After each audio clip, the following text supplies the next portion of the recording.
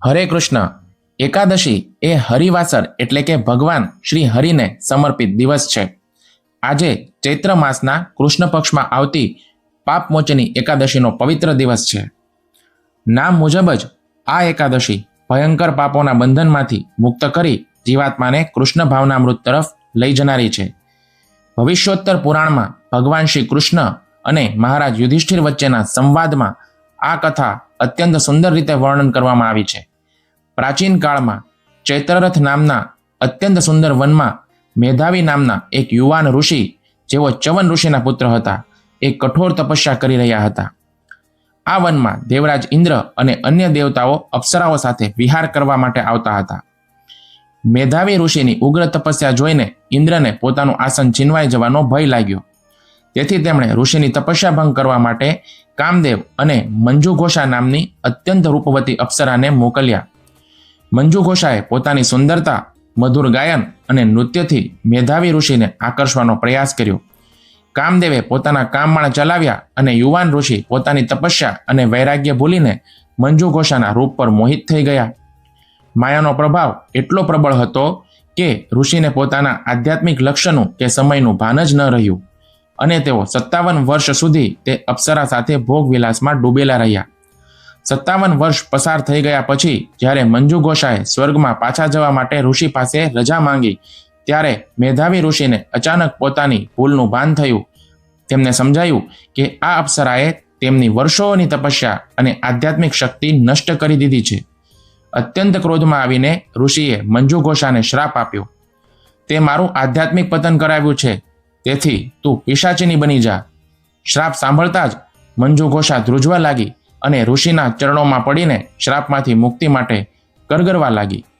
ઋષિએ તેના પર દયા આવી અને તેમણે કહ્યું, ચૈત્ર માસના કૃષ્ણ પક્ષમાં આવતી પાપમોચની એકાદશીનું વ્રત કર.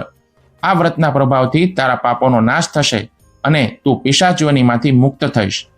ત્યારબાદ મેધાવી ઋષિ ભારે હૈયે પોતાના પિતા ચ્યવન ઋષિના આશ્રમમાં ગયા અને પોતાનું પતન કબૂલ કર્યું. પિતાએ પણ તેમને કહ્યું, પુત્ર, તે મોટું પાપ કર્યું છે, પણ ચિંતા ન કર, તું પણ પાપોના પ્રાયશ્ચિત માટે પાપમોચની એકાદશીનું વ્રત કર. મંજુઘોષા અને મેધાવી ઋષિ બંનેએ પૂર્ણ શ્રદ્ધાથી આ એકાદશીનું વ્રત કર્યું. પરિણામે મંજુઘોષા પિશાચીઓનીમાંથી મુક્ત થઈ ને સ્વર્ગમાં ગઈ અને મેધાવી ઋષિ પણ પાપોમાંથી મુક્ત થઈ ફરીથી શુદ્ધ થઈ ગયા. આ એકાદશીના પ્રભાવથી બ્રહ્મહત્યા, સોનાની ચોરી, દારૂ પીવો કે ગુરુપત્ની સાથે ગમન કરવા જેવા મોટા મોટા પાપો બળીને ભસ્મ થઈ જાય છે.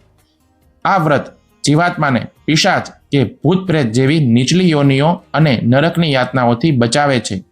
ભવિષ્ય પુરાણ મુજબ આ એકાદશીનું સાચા હૃદયથી પાલન કરવાથી 1000 ગાયોના દાન જેટલું આધ્યાત્મિક ફળ પ્રાપ્ત થાય છે. મેધાવી ઋષિ એક મહાન તપસ્વી હોવા છતાં સ્ત્રીના રૂપ અને માયાથી આકર્ષાઈને પતન પામ્યા. શીલ પ્રભુપાદ હંમેશા સમજાવતા કે માત્ર જ્ઞાન અને તપસ્યા ભૌતિક આકર્ષણોથી બચવા માટે પૂરતા નથી. જ્યાં સુધી વ્યક્તિ શુદ્ધ કૃષ્ણ ભક્તિમાં ન જોડાય ત્યાં સુધી પતનનો ભય રહેલો જ છે. પતિત થવા છતાં જ્યારે મેધાવી ઋષિએ પોતાના પિતા સમક્ષ નમ્રતાથી શરણ લીધું, ત્યારે ચ્યવન ઋષિએ તેમને માર્ગદર્શન પણ આપ્યું. માયાનો સૌથી મોટો પ્રભાવ એ છે કે તે જીવાત્માને સમયનું ભાન ભૂલાવી દે છે. મેધાવી ઋષિ માટે 57 વર્ષનો સમય જાણે અડધી રાત કે એક ક્ષણ જેવો પસાર થઈ ગયો.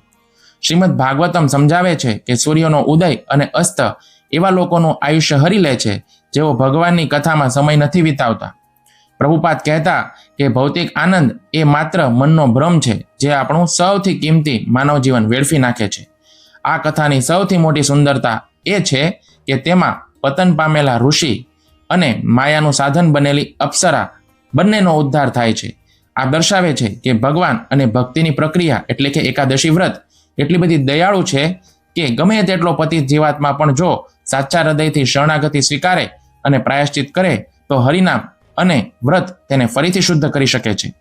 એકાદશી એ માત્ર ઉપવાસ નથી, પરંતુ ભૂલોને સુધારવાની અને આધ્યાત્મિક પ્રગતિને ફરીથી વેગ આપવાની એક અદ્ભુત તક છે. એકાદશીના દિવસે કોઈ પણ પ્રકારના અનાજ જેમ કે ઘઉં, ચોખા, બાજરી વગેરે અને કઠોળ ખાવા ઉપર સંપૂર્ણ પ્રતિબંધ હોય છે.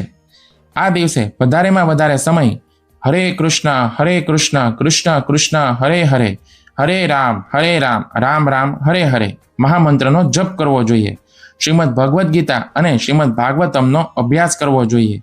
બીજે દિવસે એટલે કે દ્વાદશીના દિવસે સૂર્યોદય પછી યોગ્ય સમયે ભગવાનને અન્નનો ભોગ લગાવીને વૈષ્ણવોને પ્રસાદ વહેંચીને પારણા કરવા જોઈએ. હરે કૃષ્ણ.